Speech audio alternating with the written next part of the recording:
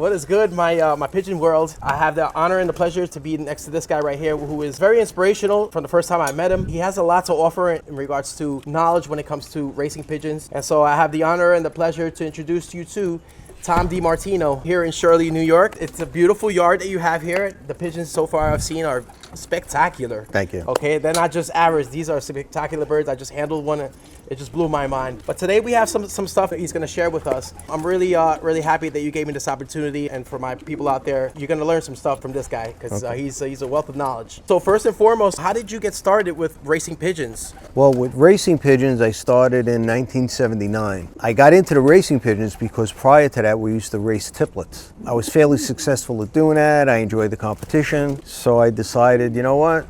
Let me try the racing pigeon game. So with that, I went and got some racing pigeons. I went down Frank's pet shop. I don't know if you remember Frank's pet shop, but I went down to his pet shop and there was some racing pigeon guys down there and they were helping me pick out some racing pigeons. I got involved with the racing pigeons in '79. We had a local club right over here. I've been sticking with it ever since, little by little, trying to crawl my way out of the basement. You know, it's a very difficult game when you start and nobody's really helping you. And there's not much knowledge out there and nobody wants to share anything. It was even worse, guys. People didn't want to share any secrets. Yeah. So what we're getting right today is these are gems that you're gonna learn. Yeah. So that's crazy. So you made it out of there. You made it out of the infant stage. Now you are here at the veteran stage. At this time where we are with racing pigeons, it's the end of breeding season. Would you say? Yeah. Well, I'm winding it down right now. So now, what starts to happen is you have to start training your young birds, right? Well, we do things a little bit differently than most people. We like to fly the light system. We like to push the birds through the molt. We use sometimes what they call the power molt, where you're actually pulling feathers from the pigeons. And there's a way of doing that, contrary to other ways of doing it. We do it a different way than most people do. We just recently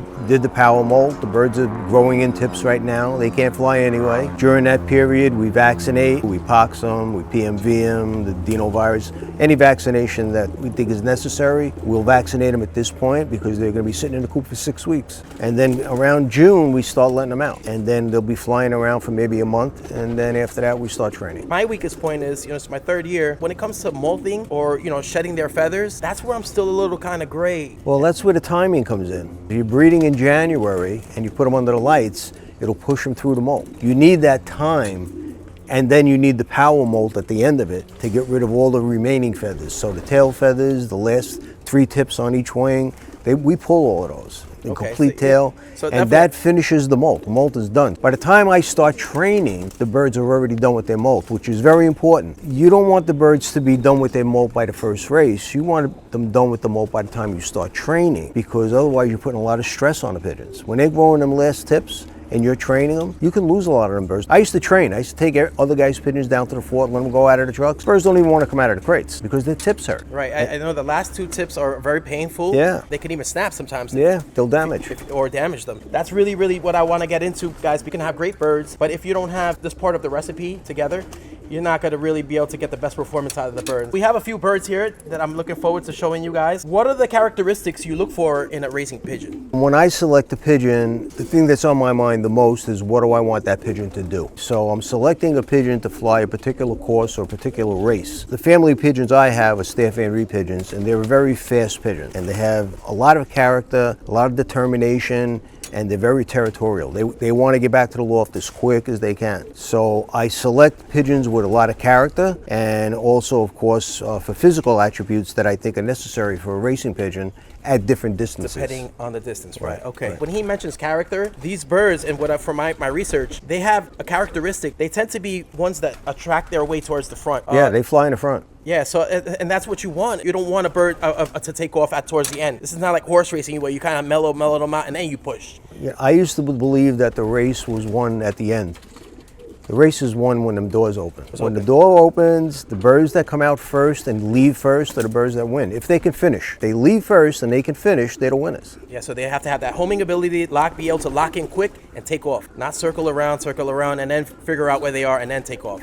one of the reasons why I got into the Van Reet pigeons, I had no idea what a Van Reet pigeon was. I had a friend of mine call me. He was getting back into the game. I knew him as a young man. He was getting back into the game. He wanted to go training with me. He said, you know, we'll go training, we'll get in the car together. I said, yeah, let's do that. We go the first day, we go about 20 miles. We set up the crates on the floor, my birds, his birds, and I had all these Campbell Strange and Mike Gannis pigeons and proven pigeons, good pigeons. Now I was like, you know, pretty proud of them all, and he had these pigeons I never even heard of, right? So we put the crates down. He lets his birds out first. They came out of the crate, they made a half a hook, and they were gone. And I says, wow. I says, how many tosses have you given these birds? He says, this is the first time. I says, that's impressive. So I let my birds out, you know, they're going this way, that way, they're leaving, they drift off, they go home. We continue to do this. Every 10-mile increments, 20-mile increments, right? And as we're doing this, every time we went out there, he'd open the crate, the birds come out, they make a half a hook, and they're gone. So I say to him, what kind of pigeons are these? He says, these are staff Van Reets. What's a Van Reet? You know, he starts educating me. Long story short, at the end, the very last toss, we're in Manhattan. I let the birds go. He lets his birds go. Half a hook, they're gone. My birds went into the Bronx. I lost about 40. His birds were gone. But as we're driving home, I said to him, I said, you know, Dave, your birds are leaving well, but maybe after we can't see them no more, they're hooking around. So we're driving home. He calls his wife, gets her on the phone. Where's the birds? They're on the house. I said, wait a minute.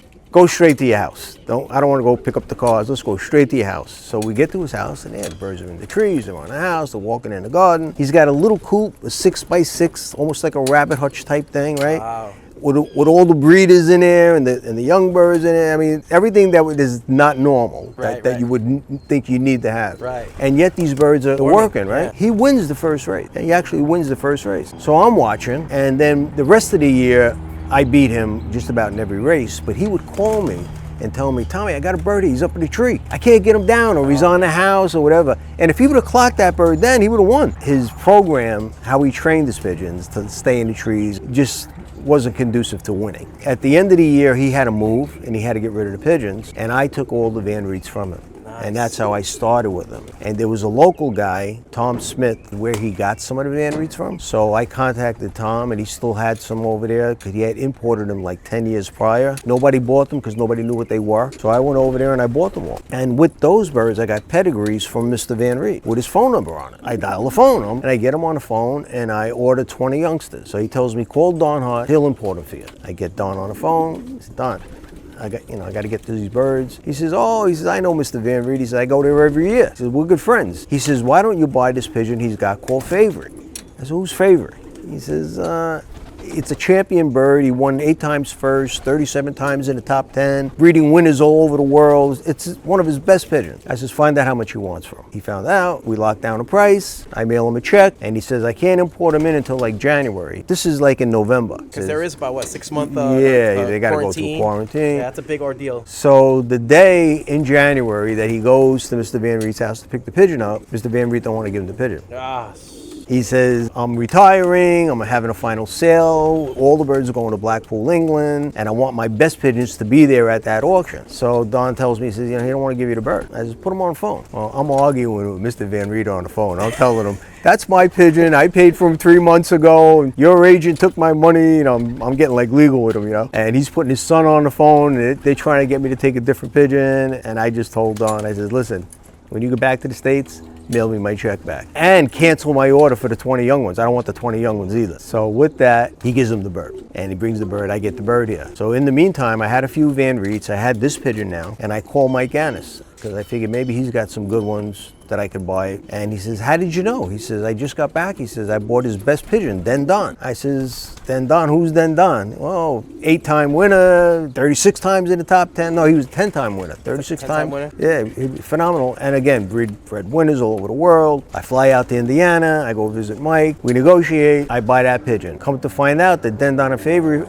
are full brothers. Different years, but they were full brothers. Wow. So between the two birds, they had 18 firsts and 75 times in the top 10. So you were able to get your hands on those. That's unbelievable. I had the 2 of them, and I had another full brother from Tom Smith that I had bought. That's right. So I had 3 of them. I started breeding them. I had the 20 young ones from Mr. Van Reet. I had some older birds from Tom, and I built the colony. And then some guys from the United States went to that auction in Blackpool, and they brought the birds back to the United States. They were breeding them, and one guy called me up, And he says, listen, he says, I'm going to get rid of them. You want them? I negotiated a price with him, and I bought them all. These were direct imports, right? He bought at the auction, and some young ones off of them. And then another guy named Darryl Bruckner, who also had direct imports, called me. He says, I'm going to get rid of mine too. If you want them, we negotiated a price, and I bought. So I had a menagerie of imports right from Van Reet here. But true blood, not even mixed. This is true Straight.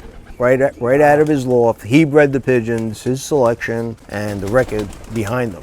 Since I got those pigeons, I've never looked back. Family of birds is super important. Like you said, the course is one thing, but there's also different characteristics. They're territorial. Territorial, right? That's like a characteristic that, when I was handling your bird just a little while ago, it just kept trying to jump out of my hands. It's not like, just like, all right, I'll let you just hold me. It was trying to constantly get out of my. You know what I equated to? That has that character. I equated to there's horses and race horses. And you go to look on a farm, right, you look at ponies, the horse, yeah, and they're walking around. But you go to the track and you look at a racehorse. That horse is quivering. He wants to run. He's a different. It's a different animal. I've known of the Staff Fan Reets. They're very popular amongst this guy that's on YouTube that constantly speaks about. I know you know Frank. Yeah, Frank McLaughlin. Frank McLaughlin. He swears by those pigeons. Yep. It's something to be said. As far as Staff Fan Reets.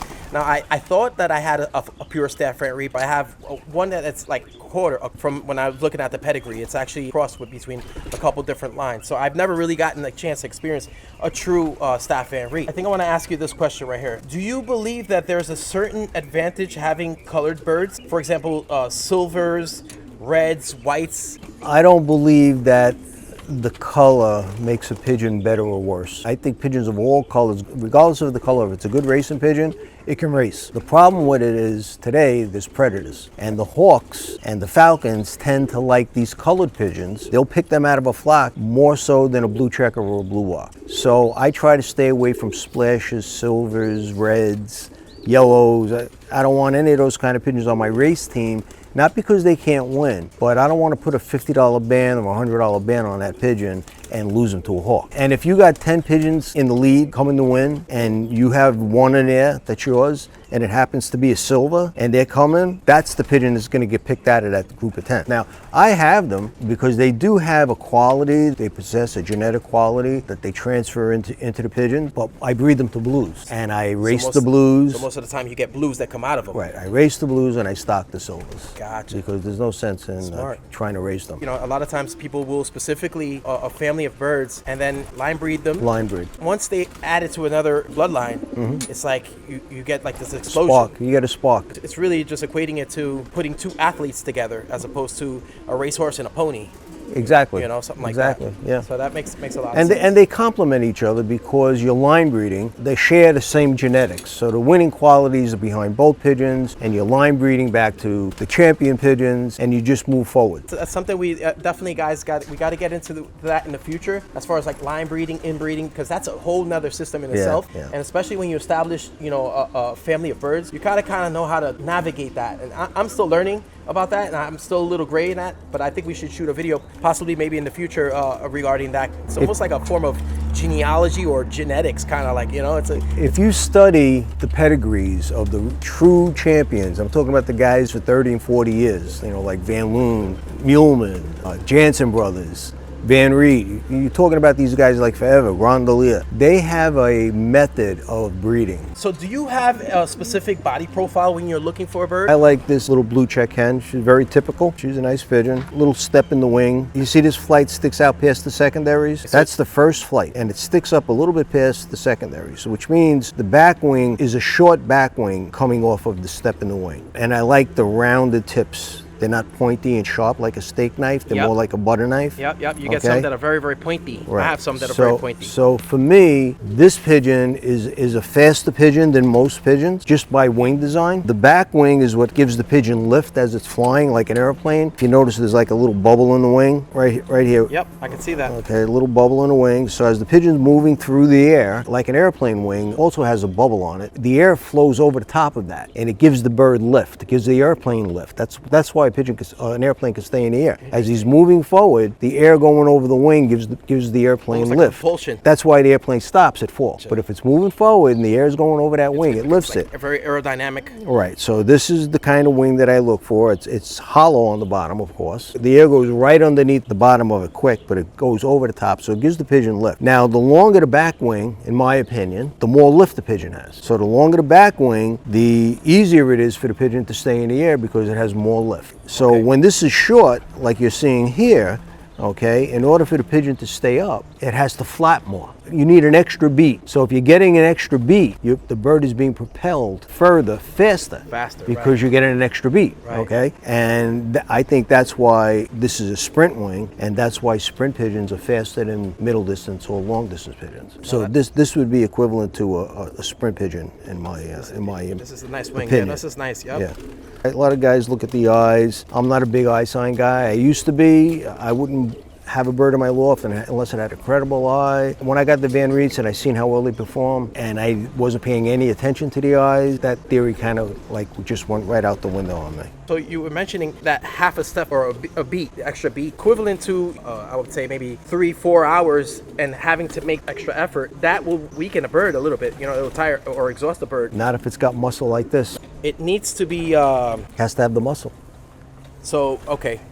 Yeah, and this bird's got the muscle. You can feel it. Wow, this is nice, man. So if you got a sprint wing, again, one piece, and you got the muscle like that, and you're prepared properly, you know what you're doing with the management system, that pigeon can fly from dawn until dusk, but she'll always be in the front because of the way she's built. Yeah, she'll fly in the front the whole time. This is really unbelievable, guys. I wish you could see this like firsthand. This is a beautiful bird. Look at the. You see the characteristics in this bird? It just wants to get out of my hands. You know what I look at? I look at when they're in the nest. If you open the door of your coop and the birds fly off the eggs and they come out in the screen, that's not character. You don't like that? No. I like when you go in the coop and the birds sit on the eggs and they don't move.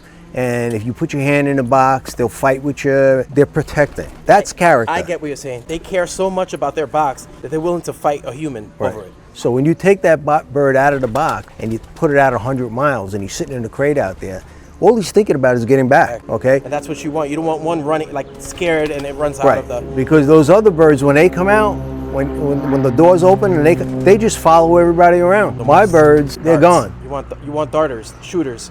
You want birds that are going to fly in the front, leaders. And that's the character.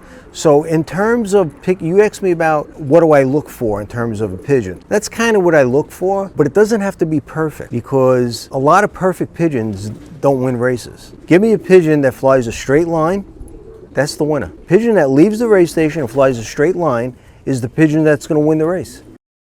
That's good to know, because you hear some people are like, yes, you got to give